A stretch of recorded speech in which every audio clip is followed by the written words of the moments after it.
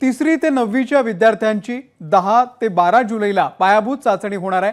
Stars प्रकल्पाच्या अंतर्गत या शैक्षणिक वर्षामध्ये तिसरी ते नववीच्या विद्यार्थ्यांची ही पायाभूत चाचणी असेल। संकलित मूल्यांकन चाचणी 1 आणि संकलित मूल्यांकन चाचणी 2 घेण्यात येणार आहे। पायाभूत चाचणी 10 ते 12 जुलैच्या दरम्यान, संकलित मूल्यांकन चाचणी 1 ही ऑक्टोबरच्या शेवटच्या आठवड्यात किंवा नोव्हेंबरच्या पहिल्या आठवड्यात होईल, तर संकलित मूल्यांकन चाचणी 2 ही परीक्षा एप्रिलच्या पहिल्या किंवा दुसऱ्या आठवड्यात घेण्याच्या सूचना देण्यात आलेल्या आहेत।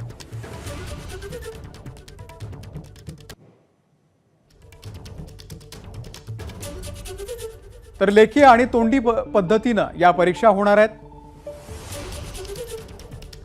तिसरी आणि चौथीसाठी 40 गुणांची ही परीक्षा असेल, तोंडी परीक्षा असेल।